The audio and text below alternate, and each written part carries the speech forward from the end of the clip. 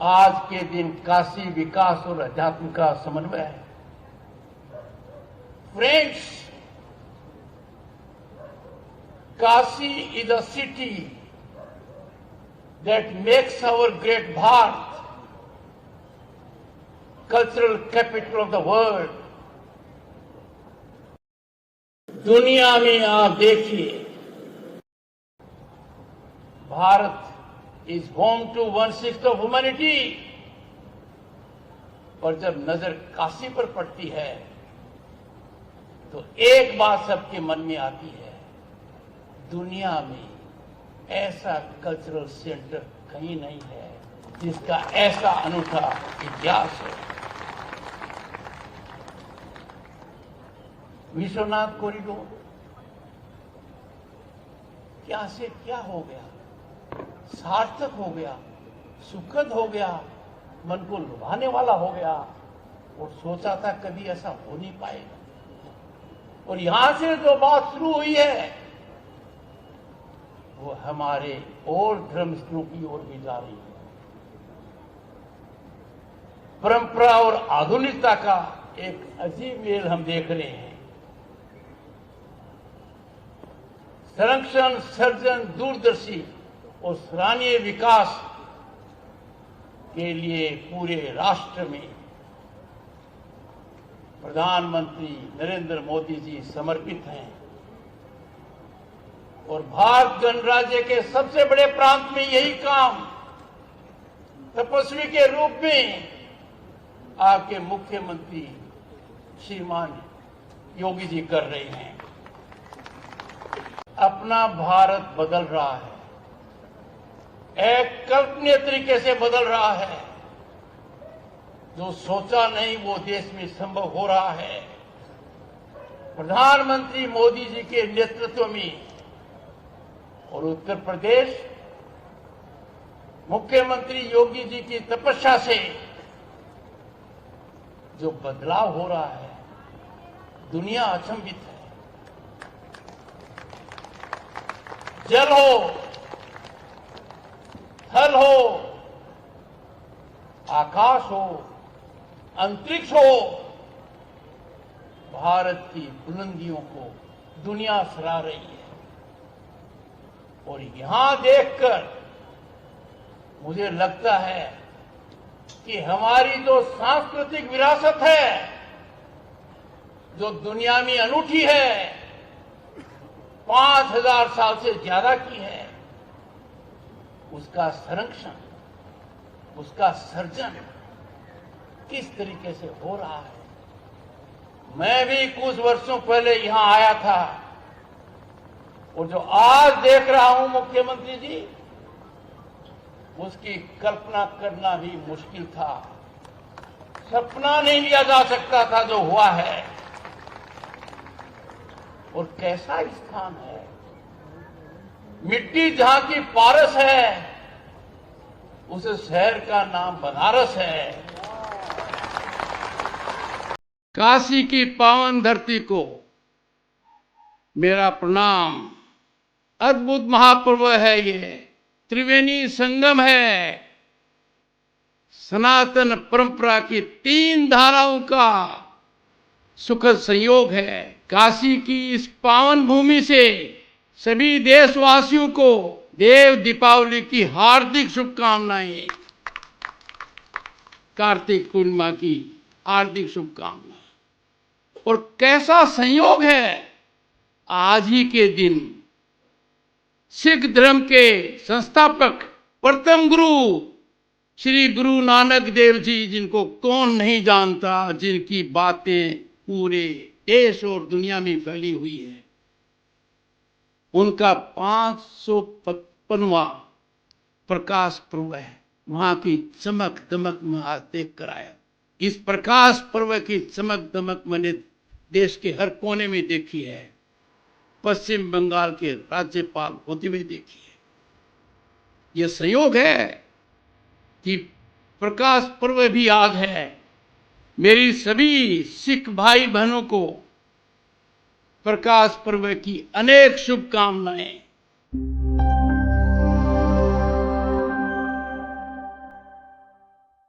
ये देश के सबसे बड़े घाट का, जिसे नमो घाट के रूप में यहां पर संबोधित किया जा रहा है, काशीवासी और देश के आम जन के मुंह से इस घाट के बारे में नाम निकलता है कि नरेंद्र मोदी घाट, यानी मोदी जी के विजन को जमीनी धरातल पर उतार करके नमो घाट का जो भव्य स्वरूप बना है, सबसे बड़ा घाट, और एक घाट ही नहीं है, यानी स्नान घाट भी है। इसी घाट के ऊपर एक कार्यक्रम हम लोग कर रहे हैं। और जैसे कि माननीय पुरी जी बोल रहे थे, एक घाट के बनने के पहले पूरा क्षेत्र कच्चा था, गंदगी थी, अंधेरा रहता था, लोग आने से डरते थे। लेकिन अब सबसे सुंदर घाट, सबसे बड़ा घाट, सबसे लंबा घाट, इसमें कार्यक्रम भी होंगे।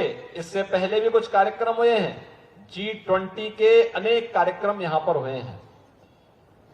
काशी तमिल संगमम का कार्यक्रम गत वर्ष यहीं पे हुआ था, और अब तो यहां पर यहां के नाविकों के जीवन के सुधार करने के लिए 700 से अधिक नाव में सीएनजी के इंजन लगा करके, सीएनजी की सुविधा भी, फ्लोटिंग सीएनजी की स्टेशन स्थापित करके उन्हें यह सुविधा भी इस घाट से उपलब्ध करवाई जा रही है। आज काशी में सब कुछ है, एक सर्वांगीण विकास का एक नया मॉडल काशी बन रहा है। और स्वाभाविक रूप से काशी का ये नमो घाट उन सब में देव दीपावली के इस आनंद को और कई गुना बढ़ा दे रहा है। स्वाभाविक रूप से ये देवताओं की दीपावली मानी जाती है, प्राचीन काल से लोग इसके साथ जुड़ते रहे हैं। प्रधानमंत्री मोदी जी की प्रेरणा से, उनके मार्गदर्शन और नेतृत्व में आज काशी की देव दीपावली वैश्विक मंच पर छाती हुई दिखाई दे रही है। बहनों और भाइयों, ये हमारा सौभाग्य है कि आज काशी में देव दीपावली के इस पावन पर्व का साक्षी बनने के लिए देश के महामहिम राष्ट्रपति जी, माननीय राज्यपाल महोदया और केंद्रीय पेट्रोलियम और प्राकृतिक गैस मंत्री माननीय श्री हरदीप सिंह पुरी जी काशीवासियों के साथ में और देश और दुनिया से आए हुए सभी महानुभावों के साथ इसका साक्षी बन रहे हैं। तीनों लोकों में न्यारी हमारी ये काशी है। बाबा विश्वनाथ का पावन धाम, मां गंगा की अविरल धारा, यहां के पवित्र तीर्थ अपने आप में काशी को देश और दुनिया की एक अद्भुत आध्यात्मिक और धार्मिक नगरी के रूप में प्रस्तुत करती है। पिछले 10 वर्ष के अंदर हम सब भारतवासियों ने बदलते हुए भारत को देखा है, और उसका साक्षात अनुभव अगर किसी ने सबसे ज्यादा किया है तो वह काशीवासी उसके सबसे ज्यादा सौभाग्यशाली हैं कि उन्होंने नए भारत के बदलते हुए स्वरूप में इस नई काशी का दर्शन भी किया है।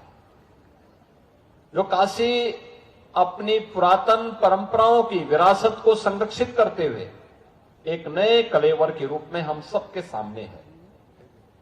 आज काशी विश्वनाथ धाम हो, काशी के पवित्र तीर्थ स्थल हो, पवित्र तीर्थ हो, काशी से में जुड़ी हुई मां गंगा की इस पवित्र धारा को देख करके ही कितना परिवर्तन हुआ है।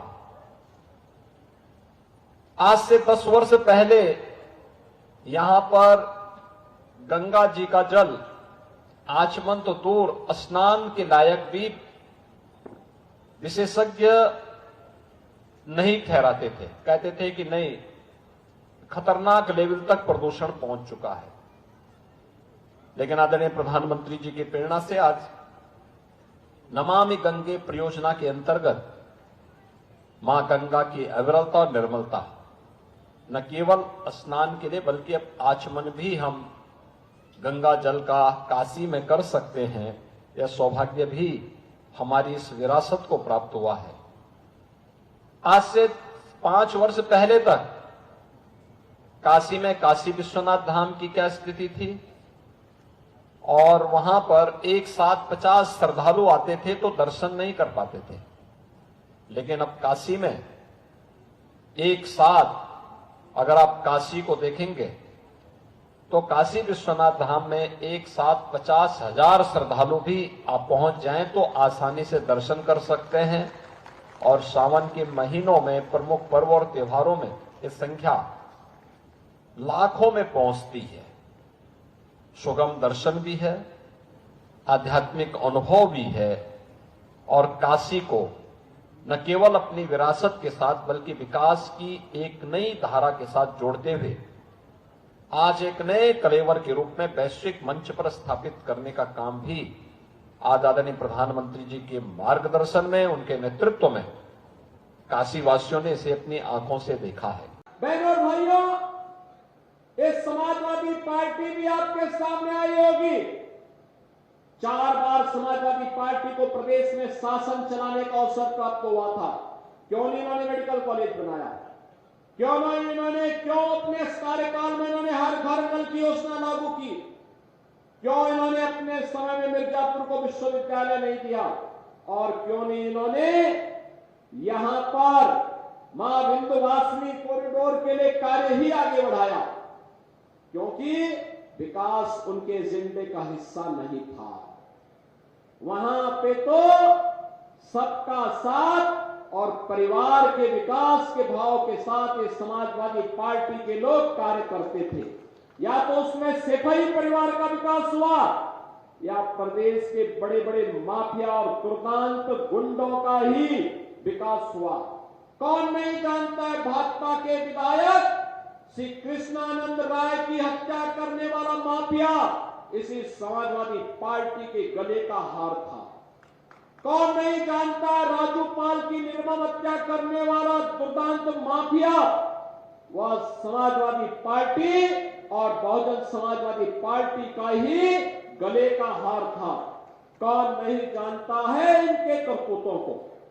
इन्होंने कार्य नहीं किए, कारनामे किए, और यही कारण है कि उत्तर प्रदेश की जनता और उत्तर प्रदेश की बेटी और बहनें आज भी इस बात को कहती हैं कि समाजवादी पार्टी का जंगल राज की फिर कभी वापसी ना हो। इसके लिए मां विंध्यवासिनी से लगातार प्रार्थना करती हैं कि मां इतना आशीर्वाद देना कि जिन लोगों ने उत्तर प्रदेश के सामने पहचान का संकट खड़ा किया था, यहां के नौजवानों के सामने पहचान का संकट खड़ा किया था, यहां की बेटी की सुरक्षा के सामने पहचान का संकट खड़ा किया था, यहां के किसानों को आत्महत्या करने के लिए मजबूर कर दिया था, और यहां के विंध्य क्षेत्र वासियों को एक एक बूंद पानी के लिए तरसाया था।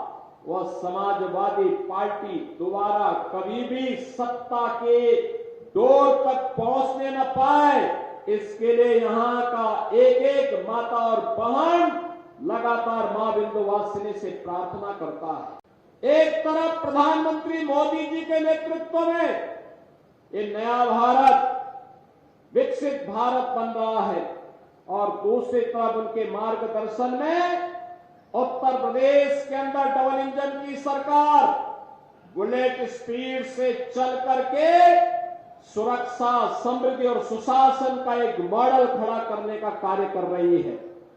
बहनों और भाइयों, जिस उत्तर प्रदेश की पहचान माफिया से हुआ करती थी, जिस उत्तर प्रदेश की पहचान कर्फ्यू और दंगों से होती थी, आज हम कह सकते हैं उस उत्तर प्रदेश में माफिया मुक्त उत्तर प्रदेश, कर्फ्यू मुक्त उत्तर प्रदेश, दंगा मुक्त Uttar Pradesh, no curfew no दंगा उत्तर प्रदेश में है सब चंगा।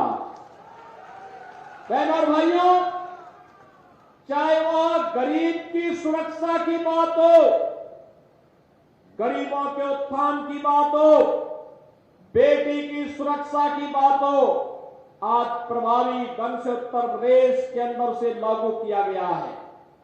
विकास के बड़े बड़े कार्य, highway, railway, airport, one district one medical college, हर घर नल की योजना के माध्यम से हम सबको देखने को मिल रहा है। विरासत के बारे में तो कहना ही क्या, मां विंध्यवासिनी कॉरिडोर इसका उदाहरण हम सबके सामने है। One district one medical college में मां विंध्यवासिनी के नाम पर मेडिकल कॉलेज का निर्माण आज मिर्जापुर में हो गया है। सोनभद्र में मेडिकल कॉलेज का निर्माण हो गया है। और अब तो आपके मिर्जापुर के युवाओं के लिए एक नया विश्वविद्यालय की स्वीकृति भी हमने देकर के इसके कार्य को आगे बढ़ा दिया है। इस समाजवादी पार्टी, ये कांग्रेस के लोग गुमराह करने के लिए आएंगे, तमाम प्रकार की बातें करेंगे, लेकिन बहनों और भाइयों, ये विरासत को अपमान करने वाले लोग हैं। ये प्रभु राम की परंपरा को अपमानित करने वाले लोग हैं। ये किसानों के साथ, युवाओं के साथ, नौजवानों के साथ अन्याय करने वाले लोग हैं। ये बेटी और व्यापारी की सुरक्षा में सेंध लगाने वाले लोग हैं। इनको अब आगे बढ़ने का अवसर कतई नहीं देना है, नहीं तो ये लोग फिर, इनकी विरासत क्या थी, इनकी विरासत अगर देखना हो तो खान मुबारक ही समाजवादी पार्टी की वास्तविक विरासत है। अतीक अहमद और मुख्तार अंसारी इनकी वास्तविक विरासत है।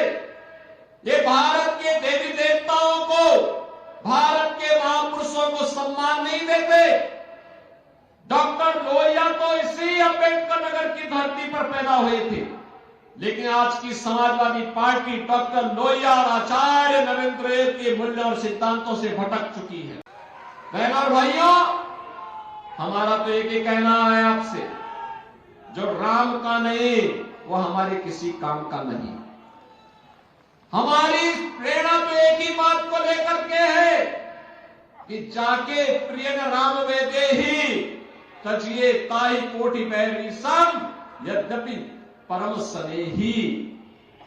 जो भगवान राम के प्रति श्रद्धावान नहीं, जो भगवान राम के प्रति श्रद्धा और भक्ति का भाव नहीं व्यक्त कर सकता है, वह भले ही आपका कितना नजदीकी मित्र हो, रिश्तेदार हो, सगा संबंधी हो, उसको वैसे ही छोड़ देना चाहिए जैसे किसी दुश्मन को छोड़ा जाता है।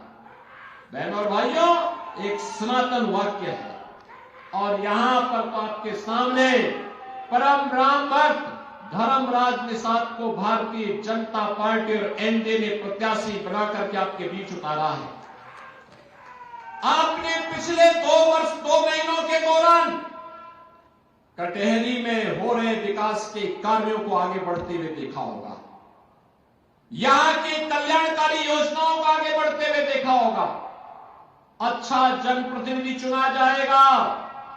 याद रखना, वृद्धजनों को वृद्धावस्था पेंशन, निराश्रित महिलाओं को निराश्रित महिला पेंशन, दिव्यांग जनों को दिव्यांगजन पेंशन, हर गरीब के घर में रसोई कार्ड, रसोई गैस का सिलेंडर, हर गरीब के घर में उसका स्वयं का राशन कार्ड, हर गरीब के घर में 5 लाख रुपए का आयुष्मान कार्ड, जिस गरीब का अपना मकान नहीं उसको मकान बनाने की सुविधा भी होगी, और जिस गरीब के पास रोजगार नहीं उसके लिए रोजगार की सुविधा भी होगी। यह भारतीय जनता पार्टी की सरकार आज आपको देने के लिए पूरी प्रतिबद्धता के साथ काम कर रही है।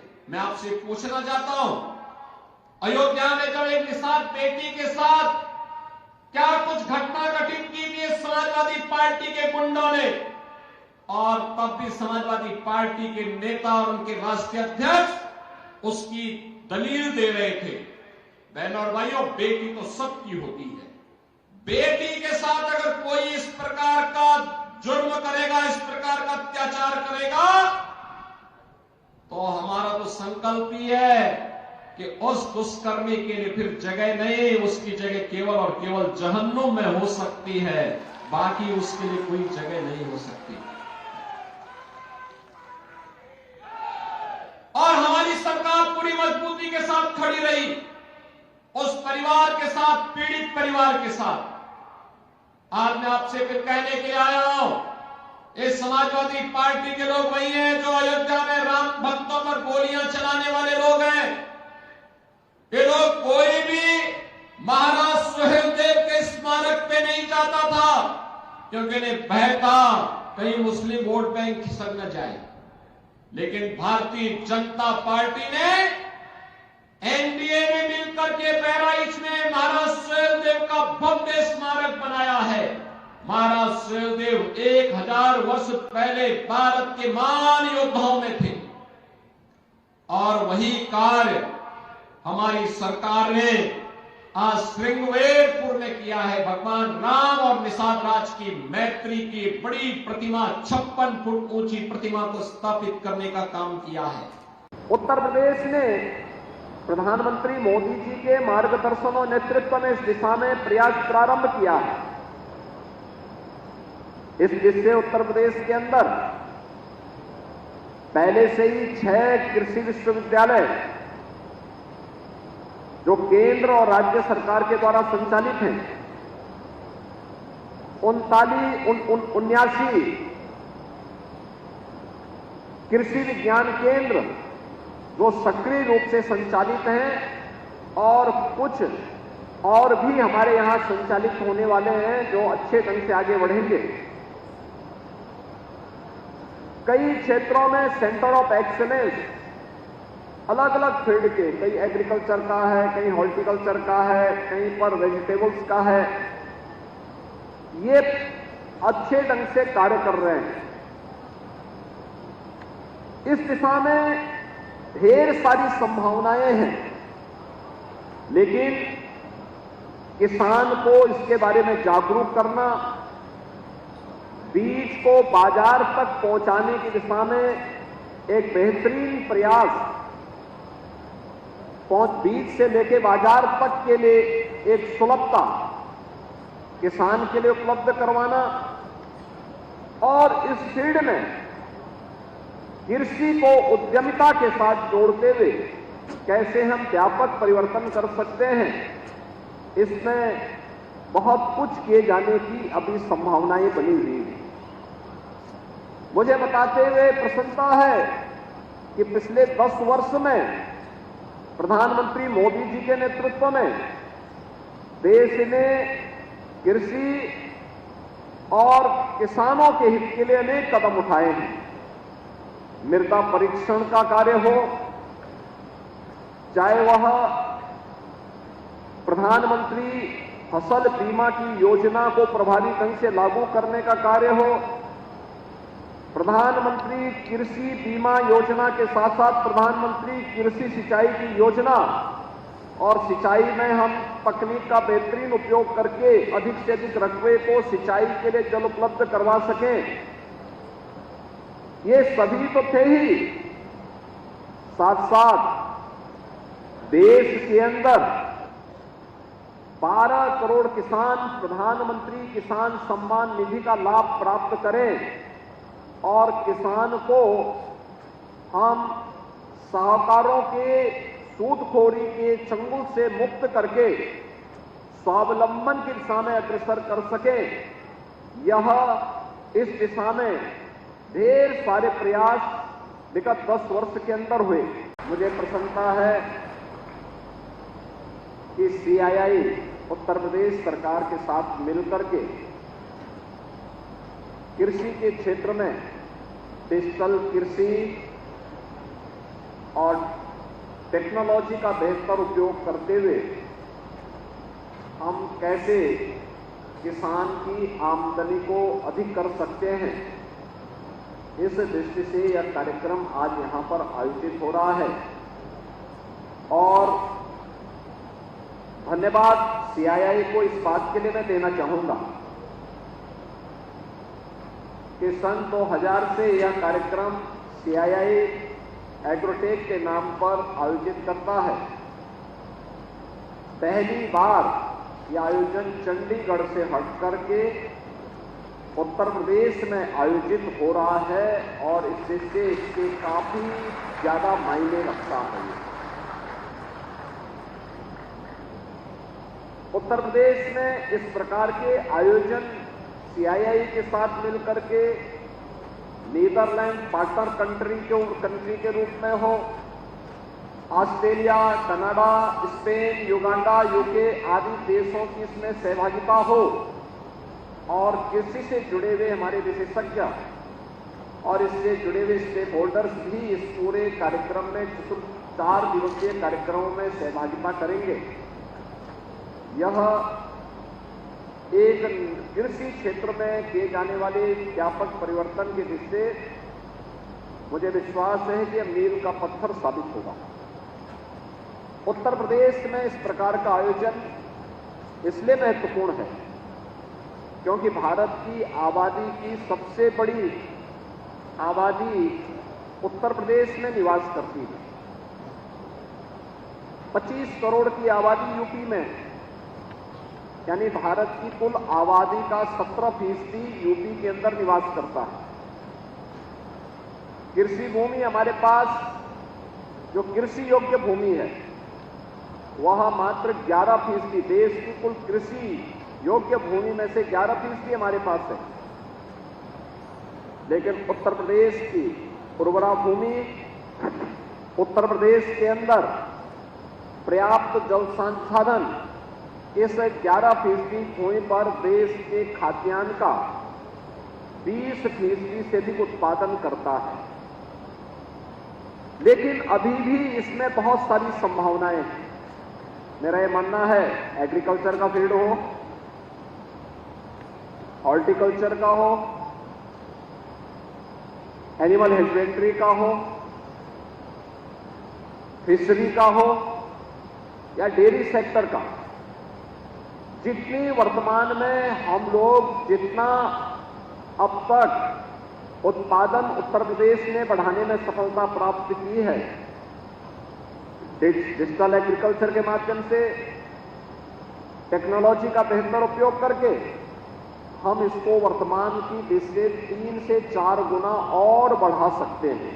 इमलिया कोडर जनपद बलरामपुर में एक भव्य म्यूजियम बना है। मुझे वहां जाने का अवसर प्राप्त हुआ। थारू जनजाति से जुड़े हुए लोग वहां पर उस म्यूजियम के माध्यम से जनजातीय समुदाय के जुड़ी हुई संस्कृति, उनकी परंपरा, प्राचीन काल से उनकी क्या क्या पद्धतियां रही हैं, इन सबको वहां देख सकते हैं। बहुत अच्छा म्यूजियम वहां पे बना हुआ है। संस्कृति विभाग ने समाज कल्याण विभाग के साथ मिलकर के उसको आगे बढ़ाया है। ऐसे ही सोनभद्र में भी आज एक म्यूजियम का निर्माण, और भी अन्य जनपदों में इस कार्यक्रम को आगे बढ़ाने का कार्यक्रम सरकार युद्ध स्तर पर डबल इंजन की सरकार इसको बनाने का काम कर रही है। बुक्सा जनजाति बिजनौर में रह रही है, उनके लिए भी शासन की योजनाएं वहां तक पहुंच जाए। और मुझे बताते हुए प्रसन्नता है कि आज जहां सोनभद्र में आश्रम पद्धति विद्यालय का जो लगभग 48 करोड़ रुपए की लागत से बना है, जहां उसका लोकार्पण का कार्यक्रम आज संपन्न हुआ है, वहीं साथ साथ बिजनौर के बुक्सा जनजाति से जुड़े हुए लोगों को भी योजनाओं से आच्छादित करने का जो क्रम हम लोगों ने महामहिम राष्ट्रपति जी के आगमन के दौरान प्रारंभ किया था, आज वह अपने लक्ष्यों को प्राप्त कर रहा है। बहनों और भाइयों, धरती माता के प्रति सम्मान का भाव रखने वाला हमारा जनजातीय समुदाय, उसकी कला, उसकी परंपरा, उसके अंदर जो एक धरती के प्रति, इस धरती माता के प्रति जो अनुराग का भाव है, इसको सम्मान देने के लिए आज डबल इंजन सरकार अनेक कार्यक्रमों को आगे बढ़ाने का काम कर रही है। वे कार्यक्रम अलग अलग स्तर पर अलग अलग प्रकार से संचालित हो रहे हैं। और खासतौर पर जब हम देखते हैं, मुझे याद है 2017 में जब हमारी सरकार प्रदेश में बनी, जनजातीय समुदाय बहुत सारी योजनाओं से वंचित था। उससे पहले की सरकारों के एजेंडे का हिस्सा ही नहीं बन पाया था,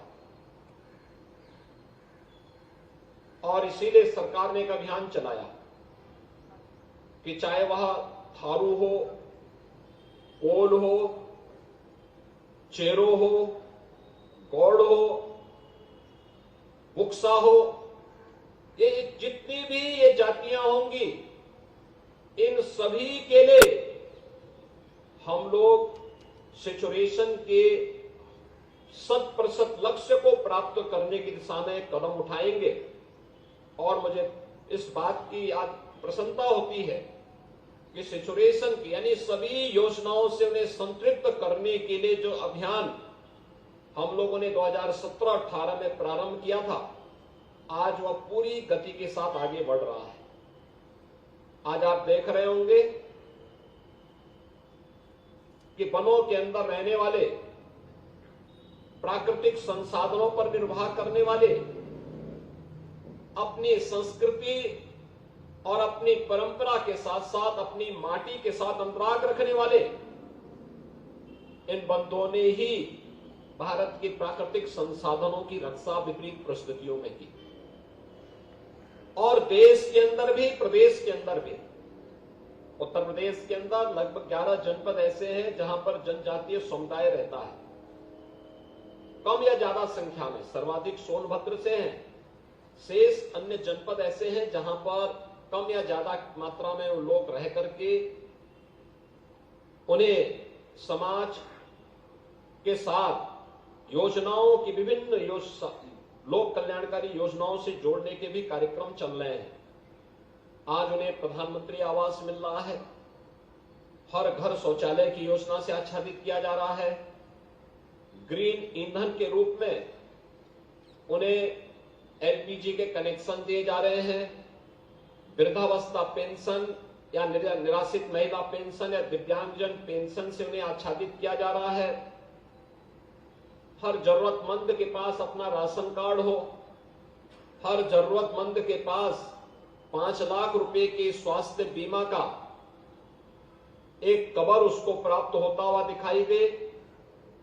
जहां ये सब कार्यक्रम आगे बढ़ाए गए हैं, वहीं साथ साथ वीर एकलव्य के नाम पर चलने वाले विद्यालयों की भी एक लंबी श्रृंखला उन सभी क्षेत्रों में स्थापित करने के कार्यक्रम और आश्रम पद्धति विद्यालयों के निर्माण के कार्यक्रम के माध्यम से भी उनके बच्चों को अत्याधुनिक शिक्षा प्राप्त हो सके, इसके लिए सरकार के स्तर पर अनेक कार्यक्रम चलाए जा रहे हैं।